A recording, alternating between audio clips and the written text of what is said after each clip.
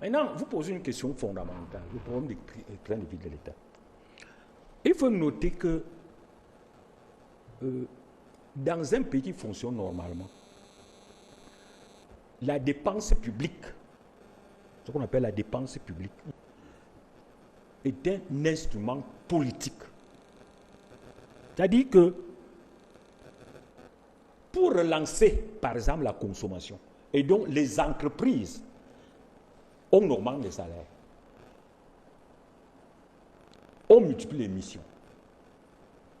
Donc, de ce point de vue, en réalité, le problème, très souvent, n'est pas toujours correctement posé. Le Cameroun a une fonction publique très petite, lilliputienne. Parce que, pour qu'une fonction commence à jouer un grand rôle dans un pays, elle doit avoir au moins 15% de la population active. Or, le Cameroun a à peine 3%. C'est 2,60.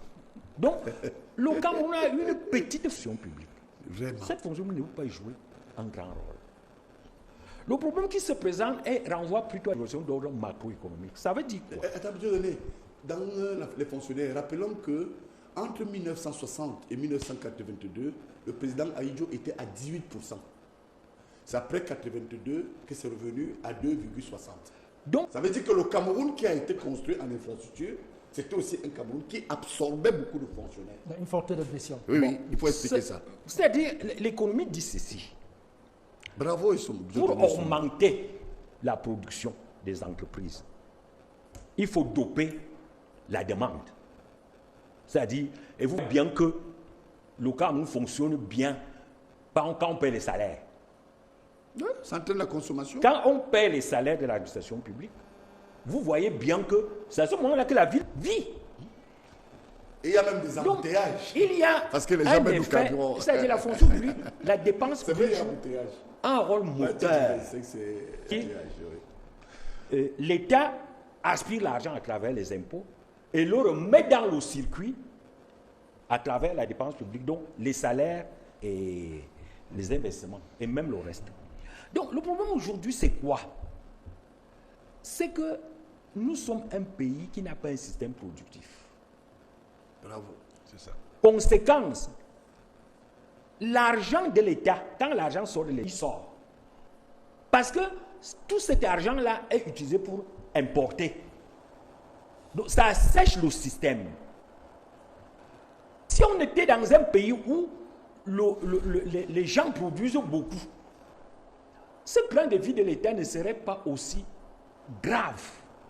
Parce que l'argent que les gens prennent au niveau de l'État, ils l'utiliseraient pour acheter les biens locaux. Oui, ça ferait tourner en permanence l'économie. Maintenant, dans le Dieu de Nessomba, si vous avez vu un ministre norvégien qui allait à l'eau, vous avez vu un ministre luxembourgeois qui prenait le métro pour aller au travail, Dieu de Nessomba. Non, je crois que nous sommes dans des perspectives totalement différentes. Hein. On peut se mettre dans une perspective éthique, morale. Mais moi, je ne suis pas un prêtre. Je suis un économiste. Tout à fait. Donc, ce qui m'intéresse, c'est l'impact économique d'une mesure. Oui, c'est-à-dire savoir. Pas là pour répondre d'éthique. Il est là pour nous dire comment on peut obtenir le bien-être. Je dis donc que. Au-delà de la question éthique, Dieudonné, alors si vous avez un ministre, un directeur général qui consomme pour 500 000, je dis n'importe quoi, de carburant par semaine.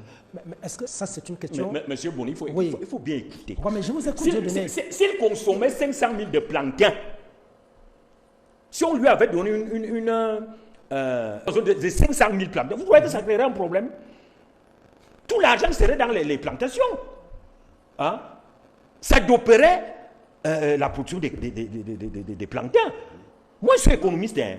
Ça doperait ce que les économistes appellent l'investissement. Le problème aujourd'hui, c'est que lorsqu'on sort l'argent sort. Et le pire, c'est que ce train de vie est trop consommateur en devises.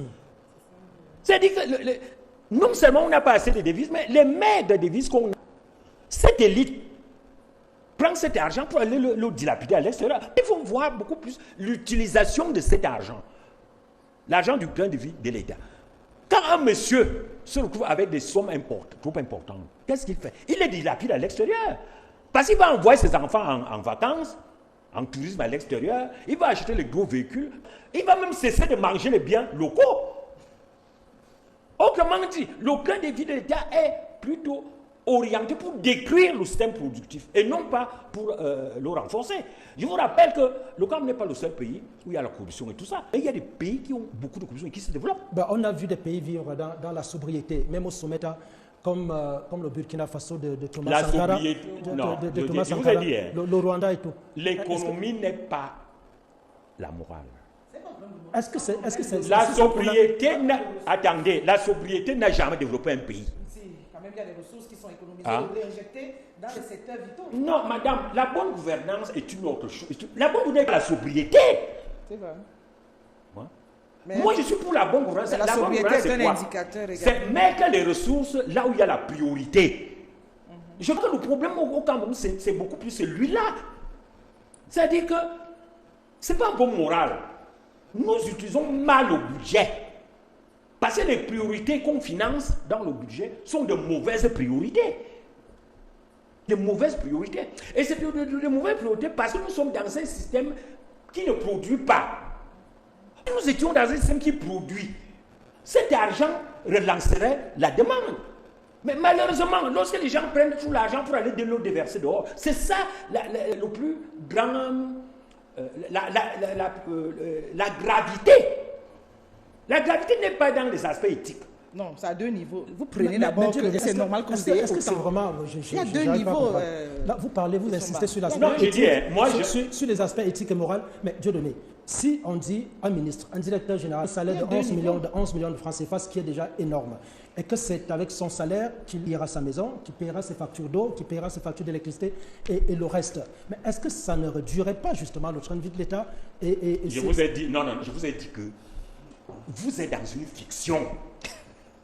Les théories keynésiennes disent que l'État, pour que le pays se développe, l'État doit de l'argent. Et ça, c'est reconnu. Parce que ce n'est pas les pays qui sont dans l'austérité qui se développent. Je vous ai dit que le rôle de l'État, c'est de collecter l'argent et le remettre dans le circuit. Non, mais pas l'austérité, Dieu donné. Peut-être pas l'austérité, mais la sobriété, on l'a dit. Non, de toute façon, je vous ai dit, le Cameroun a un budget de combien?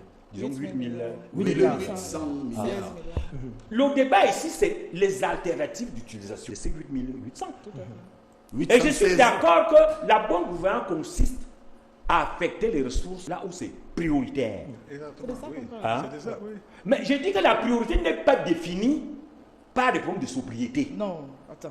Hein? C'est une Et je peux conséquence. d'ailleurs vous dire, si le Cameroun avait par exemple un système équilibré du point de vue macroéconomique, la dépense publique est plutôt positive. Ça veut dire quoi? Vous n'allez pas la parole. Soufflez que Dieu donné finisse. Non, je dis... C'est un sujet très passionnant. Non, c'est pour ça qu'il faut toujours des débats techniques. Oui, nous sommes Parce d'accord, que hein. en faisant des débats techniques, Nous les sommes gens d'accord. se perdent. Quand un individu gagne 11 millions de francs au Cameroun, c'est abusif. C'est abusif. Ça, je le sais. Moi, j'ai été fonctionnaire. Mon plus haut salaire, ça a été 350 000. Et je ne pense pas que celui qui a 11 millions peut présenter un travail 20 ou 30 fois plus important que le mien. Mais en tant que macroéconomiste, ce n'est pas ça que je regarde. Ce que je regarde, c'est que les 11 millions, quelle est l'implication? L'implication, c'est que sur 11 millions, un homme comme celui-là va sortir 9 millions. C'est-à-dire, il est en train de brûler les mêmes qu'on a. C'est ça qui m'intéresse en tant que macroéconomiste. Maintenant, si ce monsieur pouvait dépenser les 11 millions pour les dépenses internes, c'est-à-dire pour le secteur productif local. Mais il y aurait toujours problème, Dieu donné. Non, mais écoutez, moi, je vous ai dit que le problème qui se présentait était un problème éthique. Oh, je ne suis pas, une fois de plus, je suis économiste, je ne suis pas un break. Donc, mon problème, les magistrats, Je vais poser une question. les spécialistes de la morale et tout ça peuvent Avant trouver que vous arrêter ayez de fait ce la point de parole. vue. Moi, je ne suis pas d'accord. Professeur Somba, Oui.